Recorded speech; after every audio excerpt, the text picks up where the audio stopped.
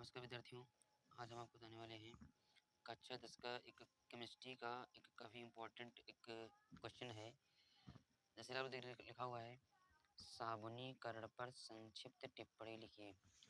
देखिए विद्यार्थियों, हम आपको बताते हैं कि जो यह एक क्वेश्चन है साबुनीकरण, ठीक, जो आप लोग देख रहे हैं, यह क्वेश्चन 2013, 14, 15, 16, 17, 18, 19, 20 और 22 इन सभी में ये आपका क्वेश्चन पूछा गया है।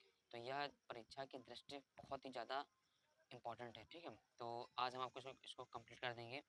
काफ़ी बच्चों ने इसको पढ़ा भी होगा, लेकिन आज हम अच्छे से इसको समझाने वाले हैं, तो इस पर ध्यान दीजिए और इसको नोट अवश्य कर लें, क्योंकि ये आपको आगे काम आएगा। क्योंकि सभी को पता है कि 27 फरवरी को विज्ञान का पेपर लगा है, तो इससे पहले आप जितना हो सके ज़्यादा मात्रा में इसकी तैयारी कर लें, ठीक है।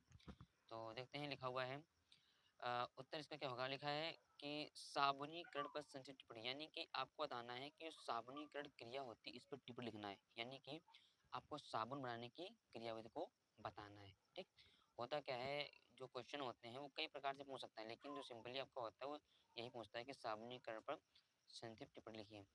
अब देखते हैं इसमें क्या लिखेंगे हम लोग। लिखा हुआ है कि उच्च अणुभार वाले मोनोकार्बोक्सिलिक अम्लों के, यानी जिन भी मोनोकार्बोक्सिलिक अम्ल होते हैं वो उच्च अणुभार, लिखा नहीं, उच्च अणुभार वाले मोनोकार्बोक्सिलिक अम्लों के सोडियम तथा पोटेशियम लवण साबुन कहलाते हैं।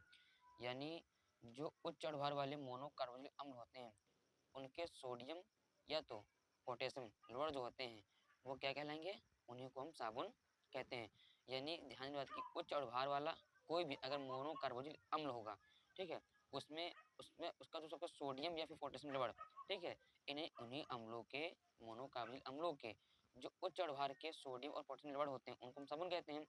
अब आगे तो लिखा में क्या है, इंपॉर्टेंट जो आपकी बात होगी वो लिखी हुई है। लिखा है ये तेलों और वसाओं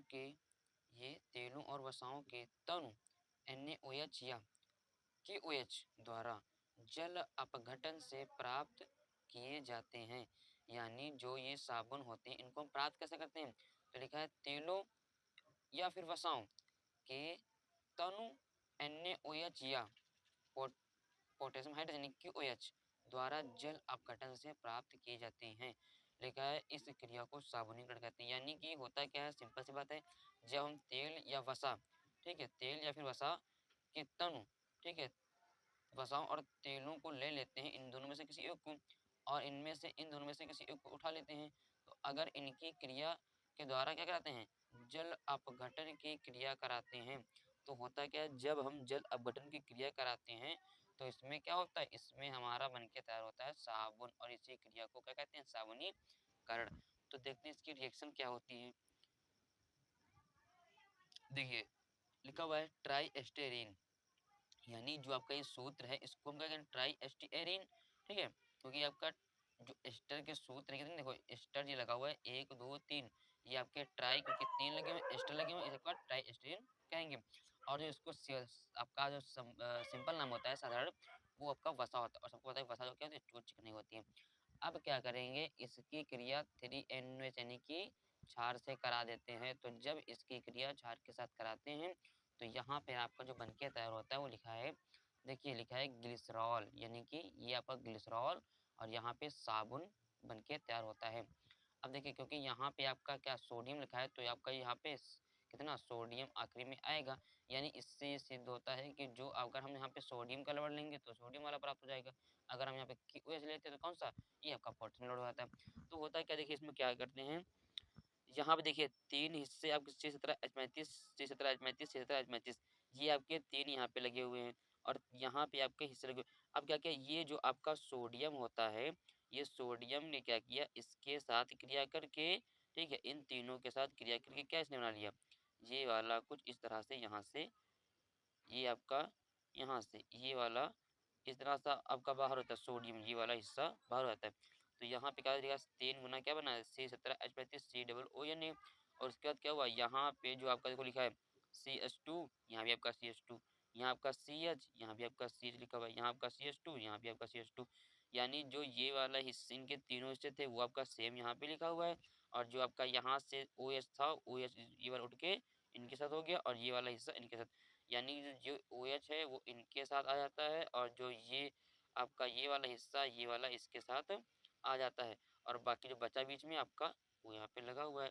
तो ये क्रिया कुछ इस प्रकार से आपकी रिएक्शन हो जाती है, ठीक है। तो इस क्रिया के द्वारा क्या कहते हैं, इसके द्वारा हमें साबुन प्राप्त होता है और जो आपका होता है इसे हम क्या कहते हैं, इसे हम साबुनीकरण की विधियाँ कह देते हैं। तो ये आपका हो जाएगा उत्तर। अब देखो लिखा हुआ है कि हमने नीचे लिख दिया है कि जो अच्छे साबुन की विशेषताएँ क्या होती हैं? देखिए ज़रूरी कोई नहीं है कि ये आपका जो हमने लिखा हुआ है कि साबुन की विशेषताएँ क्या होती हैं, ये इसी पूछे, ठीक है? तो इसमें ये बाहर भी पूछ सकता है, तो इसको कैसे लिखेंगे? लिखा है अच्छे साबुन की विशेषताएँ क्या होती हैं? लिखा है जो अच्छे साबुन होते हैं, लिखा है साबुन क्षार रहित होना चाहिए, यानी कि जो साबुन होती है उसमें क्षार नहीं होना चाहिए। क्षार का अर्थ होता है कड़वापन या फिर जो आँखों में काफ़ी लगता है तो दिक्कत करता है, ठीक है? जिससे आँसू वगैरह आने लगते हैं। तो उसमें क्षार नहीं होना चाहिए, जो साबुन अच्छा होता है उसमें क्षार बहुत ही कम मात्रा में होता है। आगे को नंबर 2 लिखा हुआ है, लिखा है प्रयोग में लाने पर साबुन चिटकना नहीं चाहिए। यानी अगर हम उसका उपयोग कर रहे हैं तो साबुन क्या बीच में चिटकने टूट जाता है, तो टूटना नहीं चाहिए। अगर साबुन टूट जाता है तो अच्छा साबुन नहीं होता है। आगे लिखा है साबुन जो होता है अ, इसमें कोई लिखा नहीं है, यहाँ से हो गया।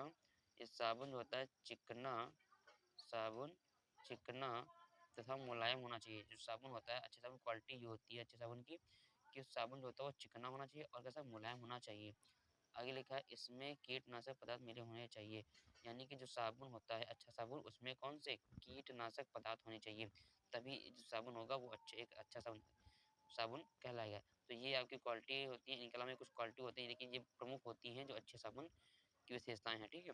तो आशा करते हैं आपको समझ में आया होगा। इसको एक बार आप पढ़ ज़रूर लें और इसको नोट करें क्योंकि ये काफ़ी ज़्यादा मात्रा में आपका परीक्षा में पूछा जाता है।